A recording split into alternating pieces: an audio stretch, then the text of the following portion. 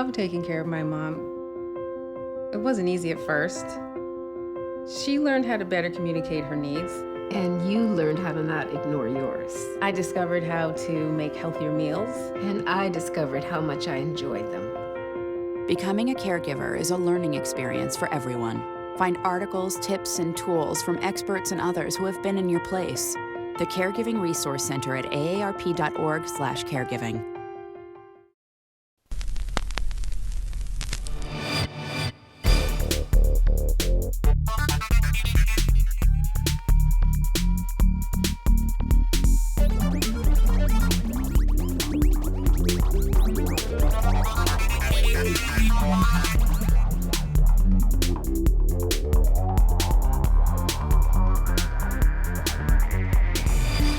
Welcome to Hot Topics. I'm your host, Leah Haslage. June is Alzheimer's and Brain Awareness Month, and to talk about that today, we are with Dr. Deborah Beer of Comfort Care Home Care. Welcome, Doctor. Thank you. Now, what people don't realize is that dementia and Alzheimer's are kind of one and the same. Can you discuss the difference? Absolutely, it's a very good question. There are many types of dementia, and dementia is an illness having to do with cognitive impairment. But the most prevalent type is Alzheimer's disease. However, not all dementia is Alzheimer's. We have many other kinds of dementia, some more rare, some more common. And it's not just, there's a difference between normal aging and with dementia. Yes, right. Dementia is not normal aging. Normal aging, we do see some changes in the brain. We see slower processing time. We might not remember things right away, but that's not a disease. Dementia is a disease. Now some people are thinking, well, I can't remember what I did yesterday. Right. Am I getting dementia? Do I have it too? Right, yeah. right. Well, there are some really important differences. The first difference is that when you forget things with normal aging, you can be reminded of them. You might be reminded by something in a conversation with someone. They might say, well, don't you remember? Oh yeah, I remember. It's just slower to recall. Or you might remember a day or two later, just spontaneously, like, I can't believe I forgot that. But with dementia, you lose the entire experience. You cannot be reminded. With normal aging, you know how to use a tool like a phone book or a calendar to be reminded. I mean, I don't remember phone numbers. Most of us don't. We just dial it in. Their cell phones. Exactly, Yeah. but we know how to use the cell phone to find that number. But with dementia, those kinds of tools become more and more difficult to use, and they might know a calendar has information on it, but they can't extract it or put it on in a way that makes any sense. Also, normal aging, you don't see a personality change where you can with dementia, a very large personality change. And really, with normal aging, you still know how to take care of yourself and do the things that you've been doing all the time for your life for decades. But with dementia, you forget how to do things like dressing or making a sandwich or something like that. Very different. What's the number one key sign of someone that is developing dementia? Well, there's different kinds of dementia, and each of them have their own trajectory and their own symptomology. You might not be, but not being able to function in a way that you used to function is something to look at. Changes in personality are also important things to look at. Now, I know some people develop it early on, They do. As early as in the 30s and 40s. Yes. People with Down syndrome have a very high incidence of Alzheimer's disease. They may even develop it in their 20s. Oh, wow. But otherwise, early onset is more typically 40s and 50s and 60s for Alzheimer's disease, as well as some other dementias that are early onset. Now, is there a difference between the dementia in someone early on as opposed to someone that develops it, say, in their 80s or 90s? There is, and we don't really know if this is the same disease because it progresses very differently. When you have early onset, it progresses very quickly. When you're very elderly, it progresses very slowly, and it may not be fatal for you if you're quite elderly. It may not progress to the point of being fatal, but Alzheimer's disease is a progressive fatal disease, and if you develop it early on, it may be the thing that actually kills you. Now, obviously, it would be very frustrating for the person that's dealing with it, but for the family and friends that are caring for the person and watching them go through it, what kind of services and programs are out there provided for them to understand? Well, the first thing is really education. And I find that both families as well as many healthcare practitioners are not adequately educated about this disease. Even families who have been dealing with their loved one for years with dementia don't really understand it very well. We still think of dementia or Alzheimer's disease as a memory disease, and it encompasses so much more than that. Dementia can affect motor skills, movement, language, judgment, all kinds of things that we don't think of that are outside of memory. And in fact, I wish we didn't call it a memory disease or talk about memory clinics or memory units, because it's really misleading. We don't really understand the disease if we just say it's about memory. It's so much more. It's really about brain failure. We were discussing earlier Alzheimer's and dementia being the difference. The brain is actually attacked differently, is that correct?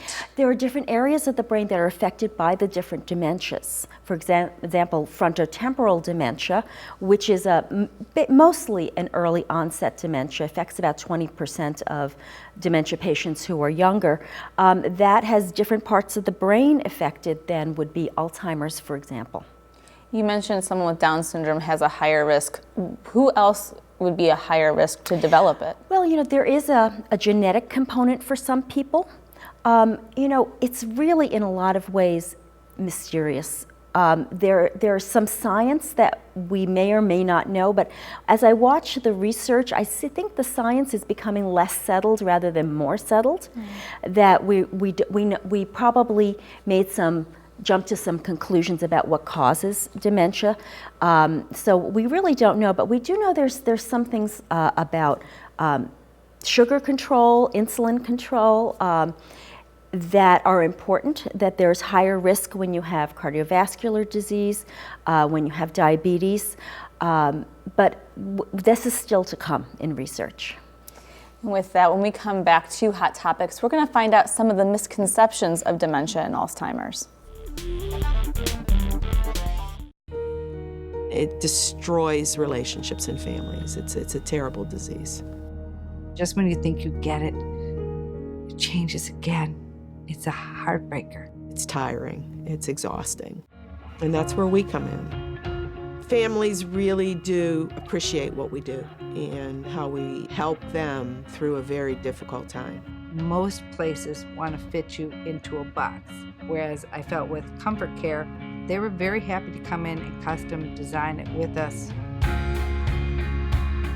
Dementia Wise is a program where we instruct and teach our caregivers how to interface with the dementia clients. This program goes more in depth to the mental aspects and how to relate and how to think outside the box. Our focus and training with Comfort Care has always been, let's focus on where they're at. Doing it for them does not promote their self-esteem, so we teach them how to do it with them.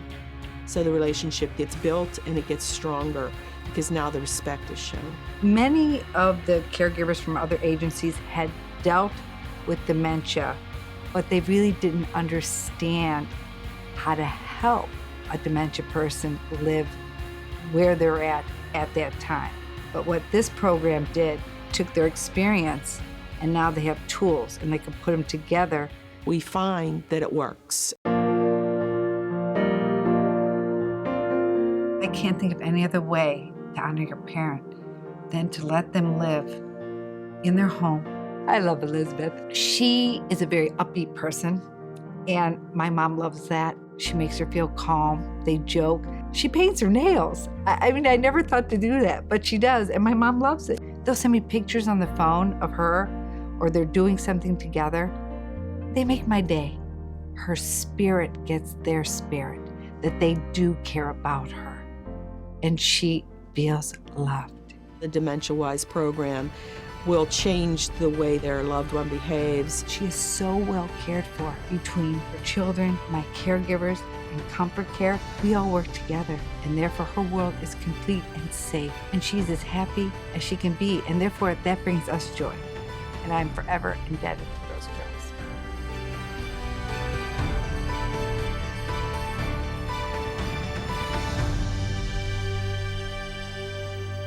You love your mom.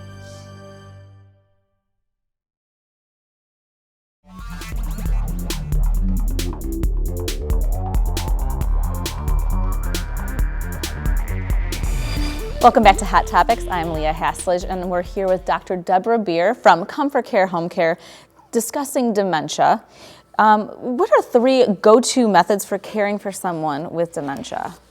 Well, it's very important to understand that while the difficult behavior that people have with dementia seems like it's their difficult behavior, it's often really us as caregivers who are triggering that difficult behavior.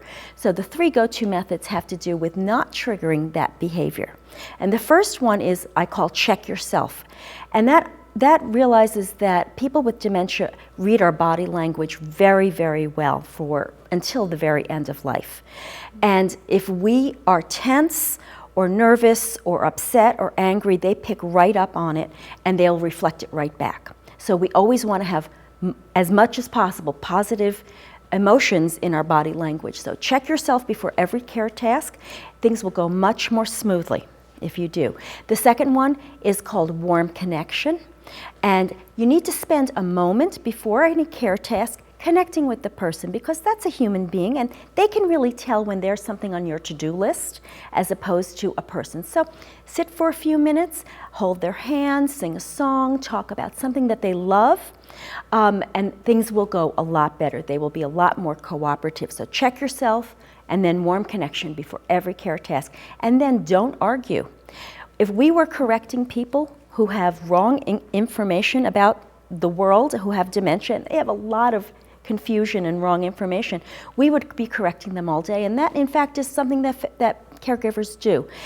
It's very, it breaks warm connection, and it's very negative. And if people end up feeling torn down and disrespected, so why would I want to cooperate with care with you if you're constantly disrespecting me? So check yourself, warm connection, don't argue.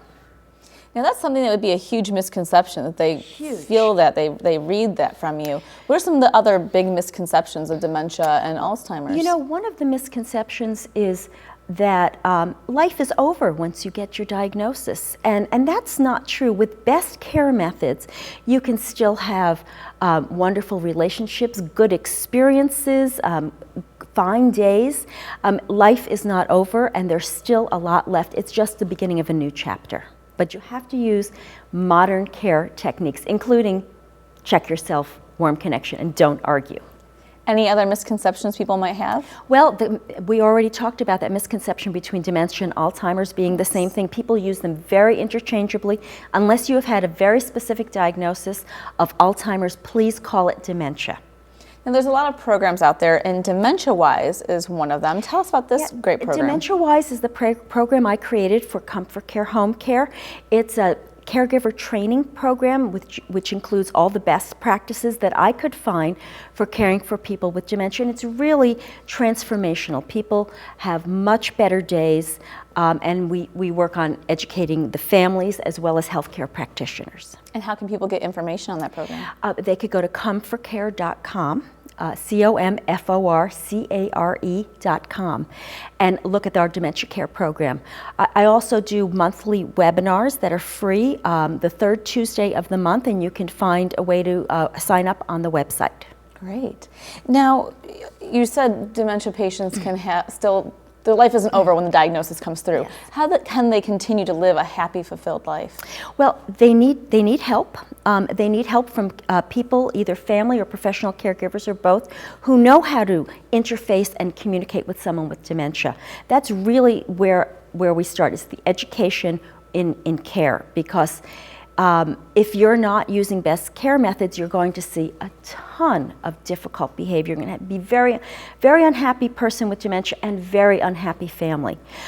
So once we start getting better care methods involved, there's still plenty of occasion to translate the things that they love into things that they're still capable of doing. You know, perhaps they're not able to play a full 18 holes of golf, but they can hit a few balls around with some help and some, always translating what they love into their abilities. And we can do that for a very long time. And maybe there's a point at which they're not able to hit balls anymore. Maybe they're going to do it from a seated position or something to keep the love that they have in their life alive, as well as their relationships. When everyone in the family knows how to interact with someone with dementia, they can continue their relationships. Do you think staying active helps them as well? Physically active, yes, and mentally active as well, and socially active. We do know that physical, mental, and social activity help people with dementia, regardless of what kind of dementia it is. Is it slowing the process? It enriches the life, and it may slow or delay the decline. Yes, we're really not sure yet. Yes. Anything else regarding dementia and Alzheimer's you think our viewers should be aware of and should know? I think it's important to get a diagnosis for dementia. Many people avoid that. In fact, 50% of people with dementia never get a diagnosis. And I think that's a shame because for a variety of reasons. The most important is, I think, the fact that it may not be dementia. Or it may be dementia with something else that's treatable or even curable that's making the dementia worse. And we don't want people to suffer unnecessarily. So go through a diagnostic process. That's important.